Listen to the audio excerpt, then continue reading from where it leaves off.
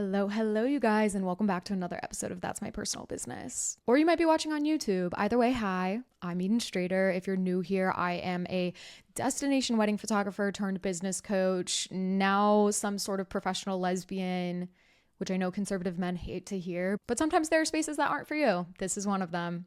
Unless you're a massive ally, in which welcome. But if you've been listening to the podcast this month, you know that we are celebrating Pride. Obviously, it's June. And I haven't done a solo episode in forever. And my assistant Jamie was like, you, it's your turn. We didn't have an interview lined up this week. So I was like, oh yeah, I am said gay business owner. Like, let me get this ball rolling. Let me do this myself. So it's funny because while I do talk about my queerness in my business world, I'm very clear on where I stand politically and who I am and what I believe in. I don't really talk about the queer things that I do for work outside of my actual business, like Eden Strader Photography and education. So this is going to kind of be where these worlds align, which is perfect timing because if you saw my reel last week and my YouTube video last week, I was just talking about how being a full-time photographer and a full-time educator isn't really aligning with me anymore, which is really shocking, honestly, to feel that way because I've been doing this for 10 years now. This is my 10th year in business. The podcast turns 5 this year, which is insane.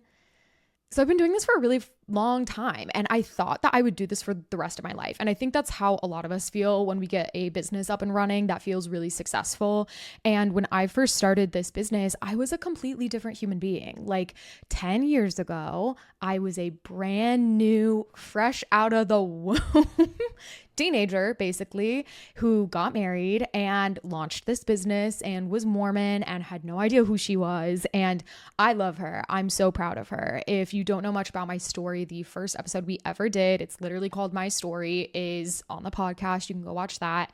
Or if you have questions on that, because I know we have had a huge shift in audience since 5 years ago, please feel free to leave questions. I'm happy to talk about it. But I started my business when I first got married, or right before I first got married, and I went full time that first year of marriage. And I built this really beautiful photography business, and it really was my saving grace because that was a really horrible relationship and time in my life. And my business was not only a saving grace financially, as I was the only one working during that relationship, but it also was just kind of my safe haven where I could go to be myself and connect with other people. And I was kind of a shell of a person. It's so weird to look back on photos of myself, and I'm sure it's weird for the people that have followed me for 10 years. It's always crazy when I meet you guys in person because you met on the internet this blonde little Mormon baby, and my entire personality was being a wedding photographer. I had no sense of self. I had nothing really going on outside of my business. I was one of the most private people you could ever imagine, which is hysterical for people to imagine now that they're meeting me now. I won't shut up. I literally have made a career out of hosting events and meeting new people now, which we'll get to. But it's just really crazy to think about and to see how far things have come and how much I've changed. And I have so much gratitude for that little blonde Mormon girl who didn't know who she was, because she put so much work into this business. I put so much work into this business, and it has really shifted and melded as I have over the last 10 years. And it's been really odd though, because I did put so much work into it and it was so much of my being and so much of my life that I thought I would do it forever. And I think that's a really common sentiment with people. But that's not the case. And that's not how I'm feeling now. And I've always really tried, especially after my divorce and especially after the pandemic, to follow my gut feelings and follow my passion. And so for the last couple years, as I was coming out, as I was finding myself, as I was discovering who I really am and what I want out of my life, I started to feel less aligned with coaching and photography as full-time jobs. I still love them. Let me be clear. If you are a current coaching client or photography client listening to this, or a future one, I'm still doing this. I'm obsessed with it. I will always be obsessed with photography. I will always be obsessed with coaching. It's just shifting. It's shifting. I don't want it to be my full-time gig anymore. I don't want it to be what takes up full-time hours within my life. I want to be even more selective on the people that I take in. I really want to continue down this line and habit and practice of taking big risks when I need to, because it would be easy in a sense to stay in the current business that I have. I've put so much work into it, and to keep it full time and keep it successful, keep it earning multiple six figures. And I've just kind of fallen out of love with it being a full-time gig. And earlier this year, I launched Garden of, which is a Sapphic Collective here in Chicago. And Sapphic, for those that don't know, I prompt you to do some research. It's Pride, but this is like the lesbian, queer women, queer not men, so like queer non-binary people umbrella. And I launched the Sapphic Collective with the intention of just hosting get-togethers and getting people together and getting people to make friends and build community, because community is so important to me. It saved my life over and over again. And it has just taken off so much quicker than I could have ever imagined or dreamed. Like, it has been so crazy. I launched at the end of February, and I ended up taking a break from like March to I think almost the end of April. Like, so we had basically just March, part of March. We had March, all of March actually, because it was the end of March that I took a break. And then we had maybe part of April, May. Now it's June 10th. So it's been up and running for like maybe 3.5 months total. And it's been insane. I launched parties that had over 600 RSVPs. I've hosted picnics, beach days, small gatherings, massive parties at local bars and local establishments. And it's been really cool. I have never seen a business take off super quickly, because I've been in this realm of service industry for so long. And like, unless you get a really lucky break or you are bringing something new to the table in terms of service or style, like completely not seen before, you're never going to see this like huge, quick break within a service industry job. I think that's something that's really difficult for photographers and creatives to conceptualize, is that like very rarely, I won't say never because I don't believe in definitives like that, but very rarely are you going to see a business like start posting and then just suddenly be successful and blow up. I haven't seen that even as a coach. I haven't seen that as, you know, someone who's done multiple businesses in their 20s. And I think we always like to think that's like a very likely possibility. It's not. And this is the first time I've seen a business explode.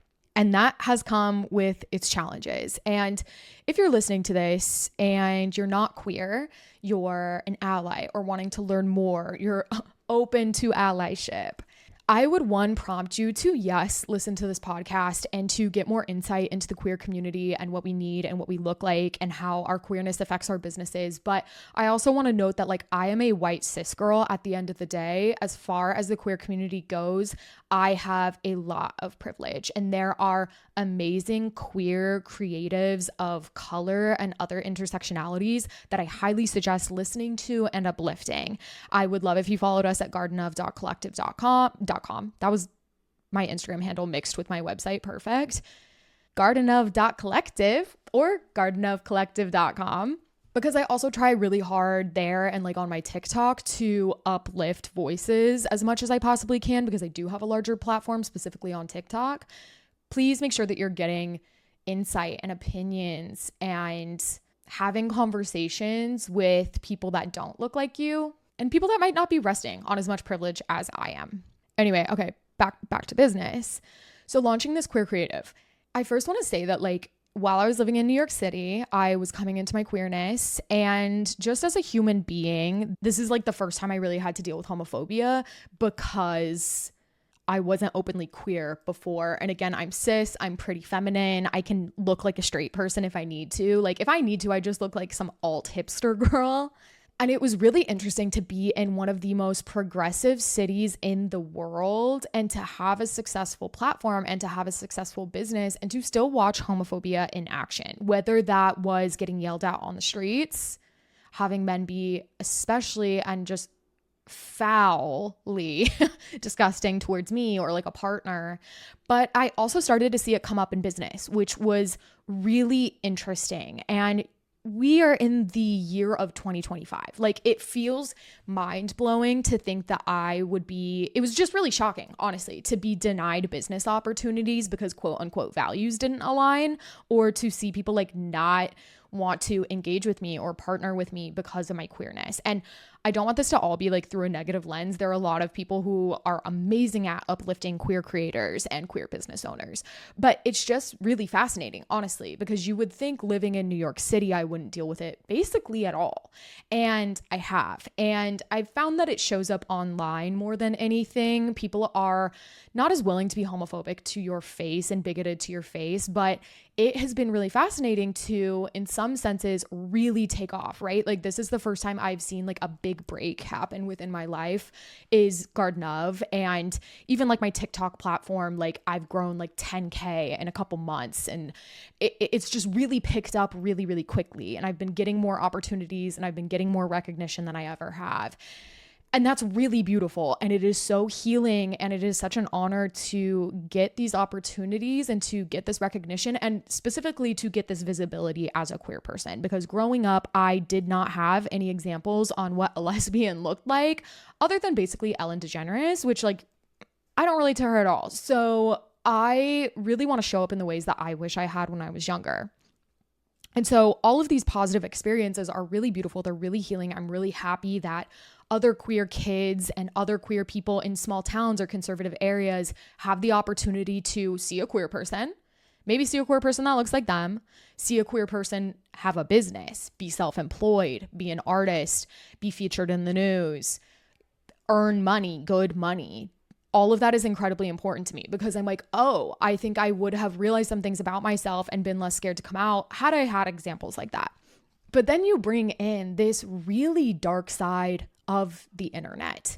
And I think it's really easy to turn a blind eye or even to get like really riled up for a moment when you see these things and then just be like, okay, it doesn't affect me, like, and forget about it, when it doesn't directly affect you. And it isn't something that is going to affect you on a day-to-day basis. It's not something that's maybe even going to affect your friends on a day-to-day basis, right? Like I look at so many of my friends or family or colleagues in Utah that aren't queer. And while I know they're allies, it doesn't affect them. And they don't have a lot of queer people in their life. For some of them, I might be literally the only one that's out. And so I don't see them posting about queer issues or uplifting queer businesses as much as I do, because that's my life. That's my livelihood.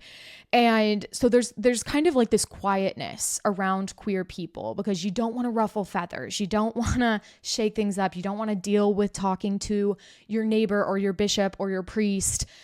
You don't want to deal with it. And the dark side of silence is that it comes with violence. And this is a conversation I actually had with like my little brother, where we were talking about how homophobic, dangerously homophobic kids at his high school were, and talking about how the response to these things is usually just like, if you're a decent person, you're like, I'm just not going to engage with that. And like, maybe you'll be like, hey, that's really messed up. But a lot of times you're just going to ignore it. However, when we ignore behavior like this, it starts with homophobic slurs, right? Or talking behind queer kids' backs or bullying them. And then we move into burning down pride flags, which is something that was happening at his high school. And then we move into very dangerous things happening to those queer kids, or those queer kids being told that they shouldn't be alive, that they shouldn't have rights, that they are disgusting, that they're violations to humanity, right? And it's like, you're talking to children. And even if you don't think you're talking directly to children, you're talking to adults, and kids are listening. I have been around kids or teenagers that have confided in me their sexuality and aren't publicly out. And I've been in situations with them where I'm having to watch someone be homophobic, or I'm having to argue with someone being homophobic who doesn't realize that like they are saying this to a queer child.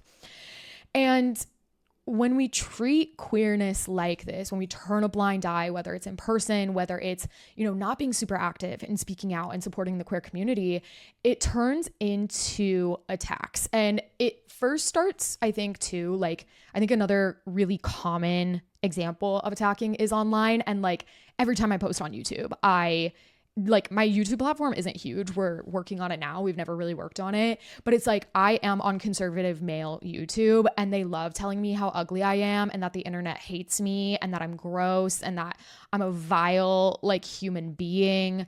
But where I see it show up the most, I've been lucky enough to not really end up on like MAGA conservative TikTok. I do occasionally end up on Mormon TikTok because they talk about leaving the Mormon church, and Mormons hate that. But on Instagram, I get so much hate, and it's really, really vile. And like, I don't want to spend too much attention on this because I don't like giving those people the attention they don't deserve. But I'm almost 30 now. I've been out for a while. I have an absurd amount of support in being queer, both in my friends and my community. I live in a city. I live in Chicago, which is very queer. And I'm the luckiest girl in the world and have the most accepting Mormon parents that a kid of Mormon parents can have. Like, my parents have done so much work to deconstruct their homophobia and become true allies. So I'm extremely privileged in where I stand in terms of knowing I'm loved and knowing I'm supported. If I did not have that support though, these comments do get to me sometimes. Like, sometimes they are so mean and they're like a commentary on what I look like and like how ugly and vile these men think I am now, which I'm like, perfect, good. I don't want you to find me attractive, but like, they're just mean. They're so mean. And they will spend, I have seen certain men spend months in my comments, fighting with people, fighting with me, telling me how nasty and disgusting I am. And it's 99.9999999% of the time men. I will occasionally get like a pick me woman or like a super Christian woman who chimes in to be really gross and, you know, conflict her own rights. But it's always men. And it sucks. And I try not to give it much mind because like I'm employed. I have work to do. I have places to be. I have people to talk to. Like, I don't have the time to sit around and try to convince bigots that they should care about people's humanity and that people should, you know, be alive and have rights. Like, I don't have time for that. I'll try sometimes, maybe once or twice, but most of them dig their heels in quite a bit to the point where I'm like, okay, like, bye. That's enough of that from me. And to be fair too, I do sometimes get in a mood where I just argue with them because I'm like, we're boosting my content. Like, I have this one specific reel that is like 1.5 million views at this point, and it's still going. And every time I click into my Instagram, which is a lot, I'm addicted to my phone, I will log into my personal account and it will be like 500 comments and they're all vile. I don't look at them anymore. All of my friends, family, allies, beautiful people that love and support queer people have basically seen it by now and commented words of support. Everyone else at this point is just a man hating on me, which is hilarious because I literally made the caption like, this is rage bait for Christian men. And they eat it up. They fall right into the trap every time. But all of this is to say, if you are not a queer person, right? If you are not someone directly affected by queerness, maybe let's say you don't have a sister, brother, parent, friend who's queer and being directly affected by this. I mean, if you do, you should be on this. But let's say you don't. Either way, lock in. You need to be vocal because being silent isn't helpful in any regard. And at this point in the internet, in the online world, in our culture, silence is violence. And like, I hate a trope. Like, that's such a cliche saying, but like, it is. Queer people are actively losing rights. Trans people are actively losing rights. They're being unalived. Like, sorry, we're getting a little dark on this, but whether you get it or not, you shouldn't care if you get it. You should care that humans are dying because of it. That's extremely dark. And anyone that has an ounce of humanity in them and has an ounce of care for other people should care that people are dying. Point blank, period. And so this Pride Month, I'm going to challenge you to show up. And there's so many ways to get involved, right? But I think you can get overwhelmed if you start with this mindset of like, let me do everything to like prove my allyship. That's probably not going to be that sustainable. And while I appreciate the effort, like, you're going to burn out. Start with speaking up. Start with speaking up. People do not speak up enough. I have never seen one of my Utah friends or our family like share queer things, share what's happening in the queer community, share what's happening politically to queer people. Start having those conversations, both online and in person. Be willing to get uncomfortable because people are dying for it, right? It's this game of like, yeah, it's uncomfortable. Okay. You can survive being uncomfortable. Some people aren't going to survive the consequences of that. This is getting more heated than I expected, but it's like, speak up. There are people's lives that truly do depend on things like that. And that's beyond even just business, right? So like, start having those conversations, start speaking up, then start elevating queer voices, right? Put your money where your mouth is. Like, start spending money deliberately at queer businesses. Help donate to queer fundraisers. Help support queer people. Like, it's so simple, right? Like, really do the walk. Don't just talk the talk and be like, yeah, I believe that gay people are cool and should be able to get married. Like, that's not enough anymore. It's not enough with where we're at politically, and it's not enough with where we're at culturally, honestly. So if you want to be a true ally and you want to do that work, you're going to have to do a lot more. And I think something that people really struggle with in business is like not wanting to be polarizing. I've even seen this from like entrepreneurs I'm friends with who are gay, and they're like, I don't want to talk about it because people are going to unfollow me. Why do you want to work with people that hate you? Why do you want to work with people that don't care if people die, right? Like, we're not aligned. I don't care if we don't want to work together. And this goes hand in hand with so much that we've already talked about on the podcast, that I talk about honestly constantly online and in coaching, which is having a personal brand and being quote unquote controversial if you have to, showing up authentically. And that includes what you believe and the humans that you stand up for. And to be honest, I'm not interested in photographing you if we are super morally unaligned and like you don't care about certain minorities' lives. I don't want to help you with your business. I don't care what happens to your business. I'm sorry. I care what happens to your kids if you have them, but like I don't care about you. And that doesn't mean I won't care about you forever. There's always time to change. There's always time to educate yourself. There's always time to get involved, right? I think a really scary thing that both sides of the coin do is villainize people permanently and not give them a chance to grow and change and learn. And some of the most beautiful relationships I have with men specifically are men that used to be super conservative and bigoted and truly did the work to be like, oh my gosh, you're right. Something is not good here. This is not good. I need to change something. I need to learn. I need to speak up. And that is such a beautiful thing to witness. And I have been very hurt by people that, you know, were on that side of the coin and on that side of the conversation for so long. And then I've watched them change, and I don't hold on to that hurt. They've changed. That's beautiful. That's incredible. We should applaud people that are willing to come forward and be like, hey, I don't get this. I think my beliefs aren't lining up. I'm willing to learn more, right? That's beautiful. I don't think it's minorities' jobs to ever educate us, but I do think as minorities, we need to question minorities is a loose term. I'm white, like, please, like, let's grow up. I have a lot of privilege, but let's say, you know, the one thing I have kind of going against me is that I'm queer. And while a straight person could come to me and I'm like, oh, it's not my job to educate you on queerness, like do your own research. It's not my responsibility, but I want to do it. Like, I personally love having those conversations with people that are willing to learn. And like, yeah, Google is free. Please don't treat your queer friends or queer people you know as like ChatGPT for you learning how queerness works. Like, go buy books, watch Netflix documentaries, get on YouTube, watch some videos, learn from a whole plethora of voices, right? But like, also be willing to ask questions. I think a lot of people are more willing to have those conversations than you think. And if they're not willing to have those conversations, they're usually going to vocalize that of like, I don't have the capacity to teach you how to care about this. And yeah, it's just been and I don't even know what the plot of this episode is.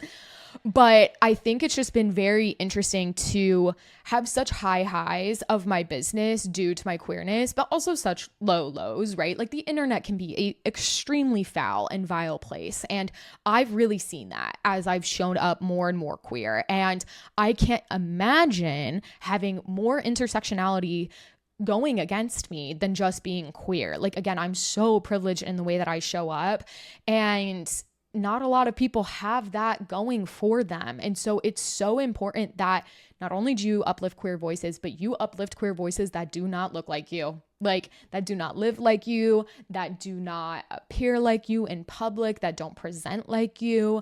Those people are just as real and valid and incredible and worthy of life because they are a human being. Human being. That's it.